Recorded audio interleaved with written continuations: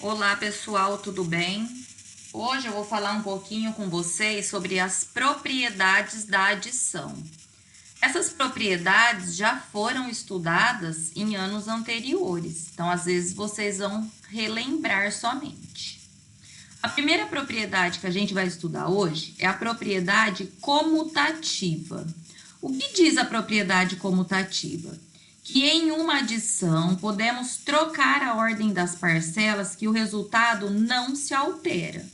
Então, por exemplo, se eu tenho R$ 6,50 e eu devo R$ 9,00, eu vou ficar devendo R$ 2,50.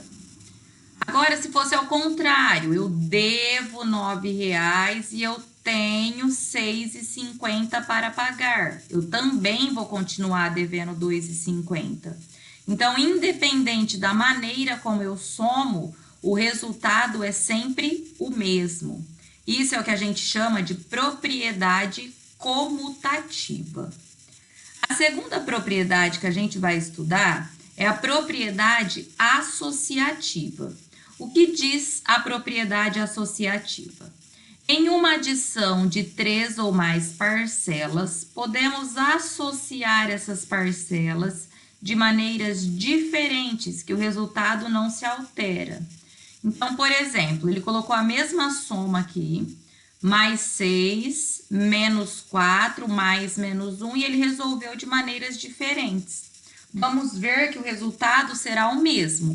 Então, se eu fizer mais 6 menos 4, se eu tenho 6 e eu devo 4, sobra 2 para mim.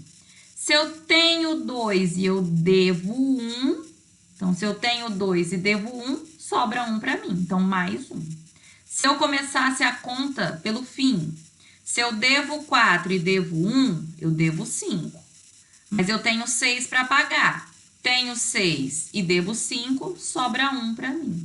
Então, eu posso somar da maneira como eu quiser, que o resultado será o mesmo. Se eu quisesse somar o primeiro e o último, então, se eu tenho 6 e devo 1, sobra 5 para mim. Mais 5 menos 4 também vai dar 1. Então, independente da maneira que você soma, o resultado é sempre o mesmo. Isso é o que a gente chama de propriedade associativa.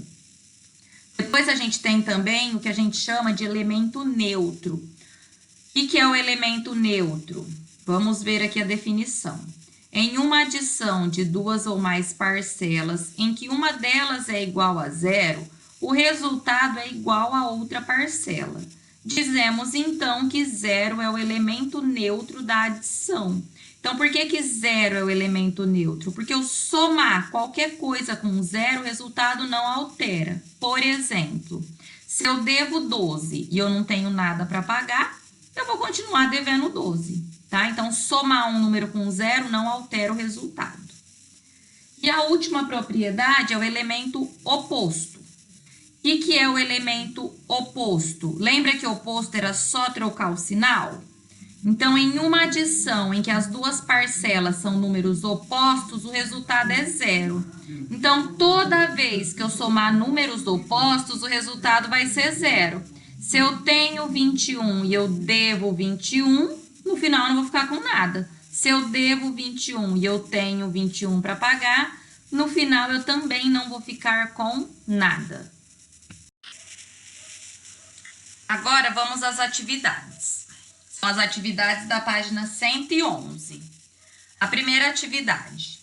Nas adições, determine o número correspondente a cada quadradinho. Então, vocês vão colocar que número que a gente tem em cada quadradinho para a sentença ficar verdadeira. Então, por exemplo, na letra A, menos 31 mais 0 vai ser igual a quanto? Então, se eu devo 31 e eu não tenho nada para pagar, quanto que vai dar? Na B, 0 mais quanto vai ser igual a 28? Na C, que número menos 14 vai dar menos 14? Na D, mais 3, então eu tenho 3, devo 9, vou somar com alguma coisa e tem que sobrar 3 para mim. Então, que número que vai dar aqui?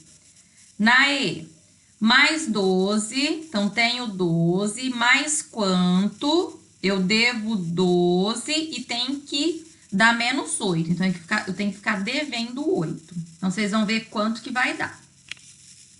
Agora, 35. Responda as questões. O saldo bancário atual de Marcos é de menos R$ 123,50. Ou seja, R$ 123,50 negativos. Quantos reais ele deve depositar para ficar com saldo zero?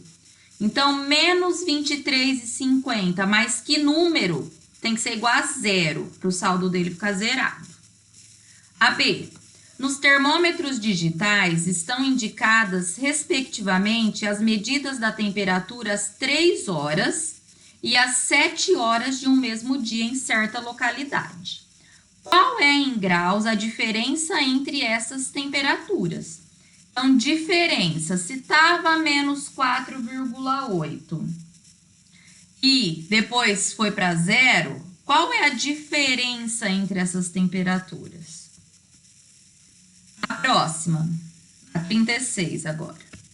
Para resolver o cálculo a seguir, inicialmente Karina associou duas parcelas para obter um número inteiro, conforme segue.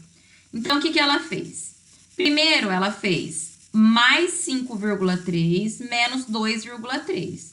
Então, se eu tenho R$ 5,30 e eu devo R$ 2,30, sobra 3 para mim.